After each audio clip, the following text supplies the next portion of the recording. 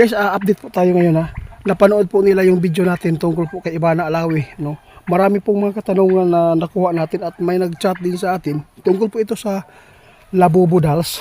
Kasi sabi nila kung totoo po ba na may kapangyarihan po, no, na sa loob po ng kanyang katawan.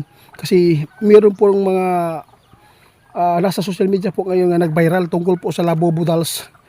Kung ano lang natin yan, napakamahal po yan talaga. Nasa aabot po talaga ng isang 16,000 yung Labubu Dolls. Yun po ang sabi po ng iba sa atin ngayon. Gusto po nilang malaman sa Duwende kasi po marami pong nagkaroon po ng Labubu Dolls. Kasi gusto lang malaman kung totoo po ba na may demonic, no? At saka mayroong malas na dala.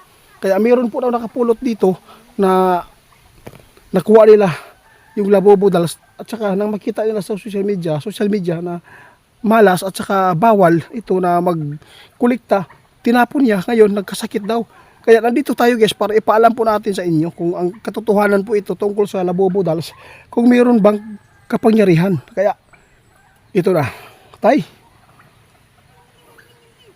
mo di tayo kaya na may nagchat sa to ba, mayroon nagchat po sa akin kanina ay patanong daw tungkol po sa Labubu Dolls kung ano po talaga yung taglay na kapangyarihan yan. Kasi di ba sinabi po natin na noon guys, no, yung kapangyarihan po ng ganyan, yung Labubu, no, na iano lang natin ngayon, elaborate na lang nato itong ni Agi ato ang gipang ingon, no, kung gawa po ng tao, imposible naman na may kapangyarihan yan, no.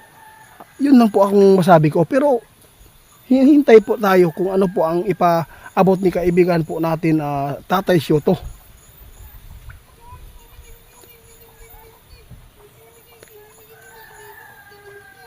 Tama po, tama.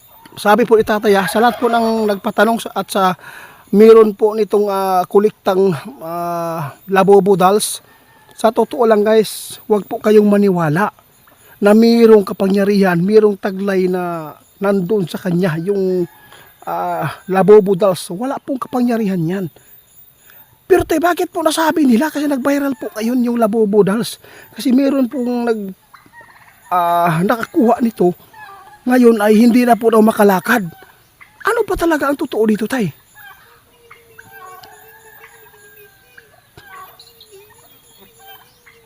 Oh, sabi ng ating kaibigan na Duwende, sa lahat po ng mga followers ko dyan, subscriber ko, kung meron man kayong Labubu Dolls, hindi mangyayari na mayroong kapangyarihan po yung Labubu Dolls. Dahil po, alam mo ba kung bakit nagkaroon, nag-viral po ngayon? Dahil po sa mga tao na kulang po sa pananampalataya, nagtitiwala na mayroong ganyan na kapangyarihan po yung Labubu Dolls na napanood po ninyo.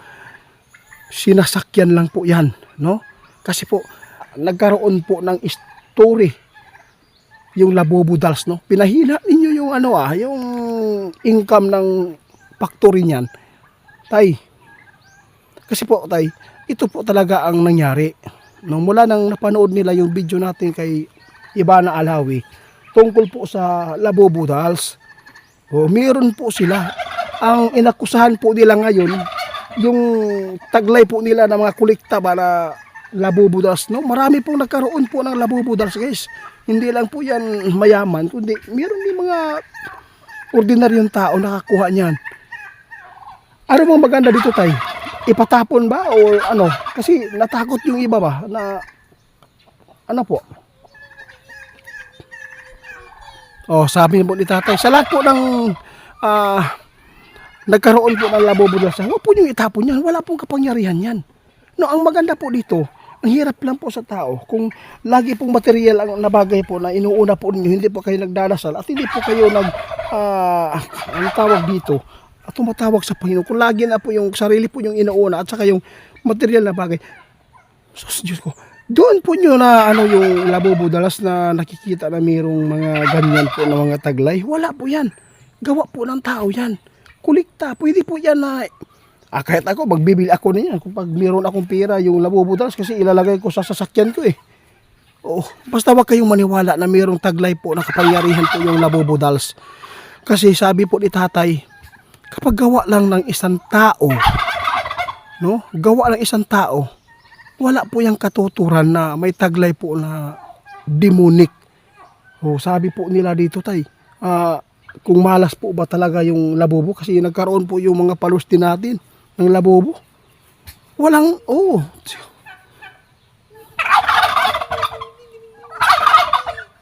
sabi po ni tatay, huwag po ninyong paniwalaan yung labobo ninyo, labobo dolls ninyo dyan, na mayroong kapangyarihan, no? Na nasa loob po ng katawan niya. Kasi may nagsabi talaga guys sa atin na mayroon po daw taglay po na malas at saka demonyo doon sa loob po ng labobo dolls. Kaya ito yung paniwalaan po yung sinasabi ni kaibigan na walang kapangyarihan, walang demonyo sa labobo. 'Di ba? Wala. Depende lang po talaga sa tao. Kung mahina yung pananampalataya mo, lalapitan ka ng demonyo. Yung iba, minsan po ginagamit nila yung ganyan. Kasi mahina, nakapasok yung demonyo sa loob po ng katawan ninyo. Kaya huwag po niyong paniwalaan talaga ha. Huwag po niyong itapon yung labobo dolls. Napakamahal pa naman yan. Itapon ninyo. Sayang. Ibigay na lang na sa inyo ang kuan, inyo ang mga basta gusto dyan. Grabe tayo ang mundo. Pati yung mga maliliit na bagay, ginawang malaking bagay. Ano po talaga ang advice po natin ngayon sa mga tao tay?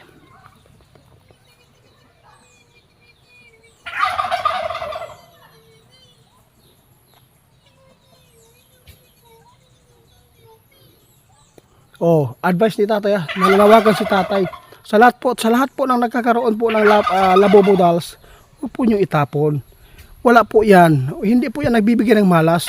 So, ang nagbibigay po ng malas, yung mga gumawa po ng kasamaan, gumawa po ng di baganda, o ng loko ka sa tao na para lang magkaroon ka ng pira na malaki.